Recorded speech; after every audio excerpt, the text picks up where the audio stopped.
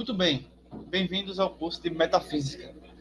No primeiro vídeo, a gente fez uma rápida e breve introdução, né? E vocês já perceberam a vastidão de assuntos que a metafísica pretende descobrir e apresentar explicações.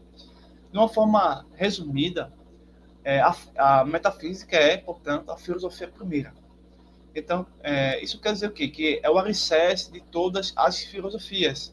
A metafísica procura concentrar-se na natureza, na essência e na existência do ser e faz perguntas profundas e complexas em relação a Deus, a nossa existência humana, se existe um mundo fora da nossa mente e sobre o que é a realidade, o universo. Então, de uma forma muito resumida, e fácil de entender, a metafísica trabalha as questões do cosmos, do homem e espiritual.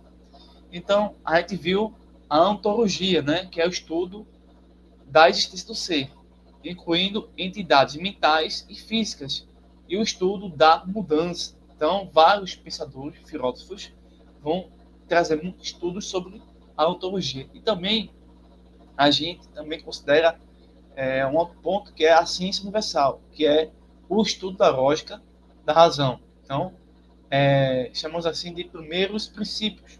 E por fim, a teodiceia, que é a teologia natural, é o estudo de Deus, da religião, da espiritualidade e da própria criação. Então, realmente a metafísica é importantíssima para nós podermos entender melhor. Aqui a gente vai ver o capítulo 1, a maior das abstrações. Entendemos que a metafísica é o estudo sistemático da natureza última da realidade, o que, para muitos autores, distingue a metafísica da filosofia. É que a filosofia tem uma amplitude maior por abranger a metafísica, a lógica, a ética e a epistemologia, para não falar já da psicologia, que hoje é unanimemente reconhecida como uma ciência independente, que anteriormente era tudo uma coisa só, né? O que distingue a metafísica da ciência é que a metafísica tem por propósito conhecer a realidade última, que se ocupa atrás dos fenômenos, sendo a própria metafísica a causa última desses fenômenos.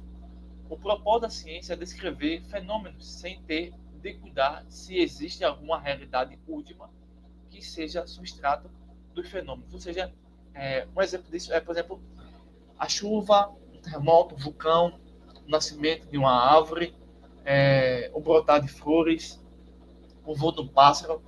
Tudo isso existe e tem explicações, né? Porém, existe uma causa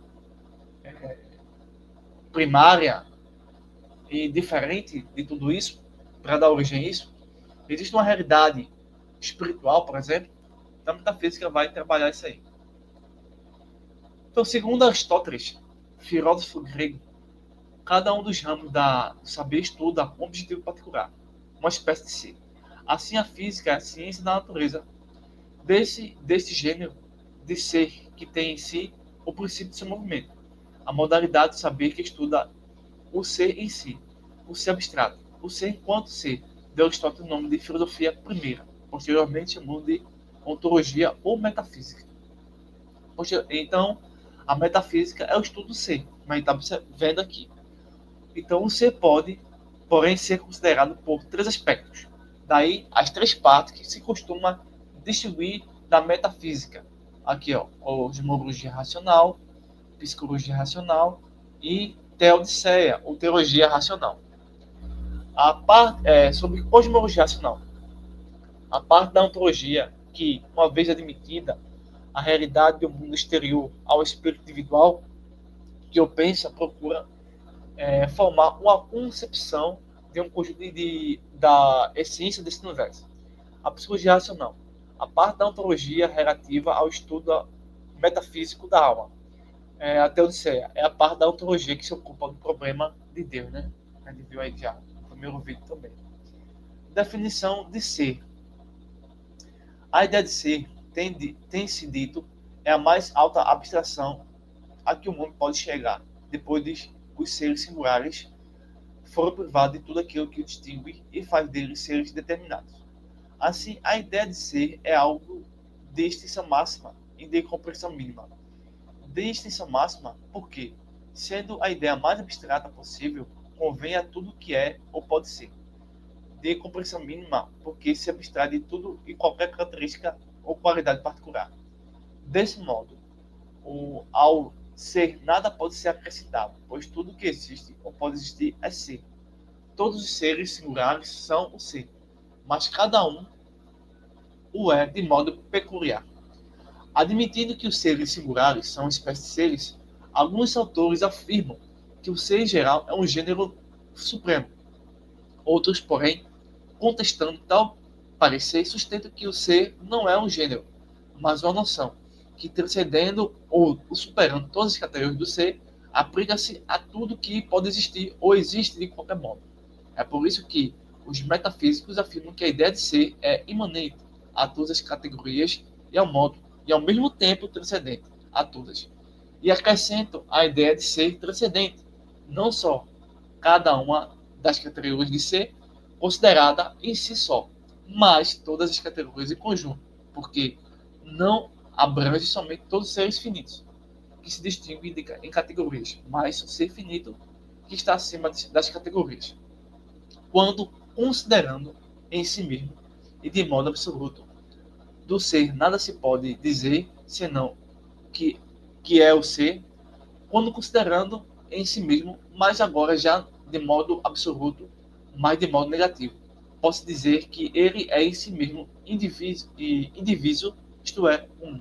O ser é tudo, o que em qualquer grau se opõe ao nada. Tudo que é ser é uno e indivíduo. O ser, dizem os metafísicos, é uno e transcendente. Então, basicamente, isso aí tem a ver com objetos e propriedades. Que é assim, quando a gente vai estudar o ser, certo?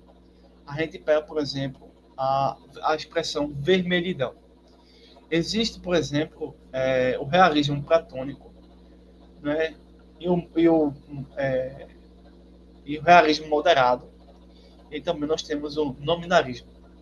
O realismo platônico, ao entender a vermelhidão, ele vai dizer que a vermelhidão, na cosmovisão metafísica do realismo platônico, a vermelhidão realmente existe, mas existe fora do espaço e tempo.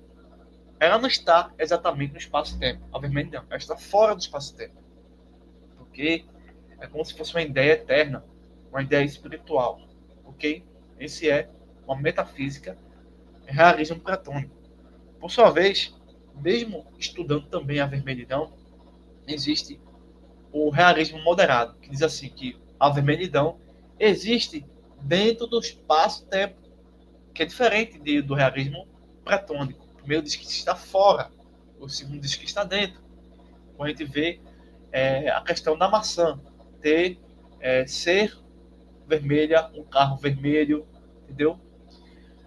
E temos o nominalismo. O nominalismo procura dizer que a vermelhidão não existem independentemente. Eles existem apenas enquanto nomes. Ou seja, é quando eu passo a dar o nome àquele objeto, vermelhidão, é que ele passa a existir. Isso tem a ver com a identidade das coisas. Tá?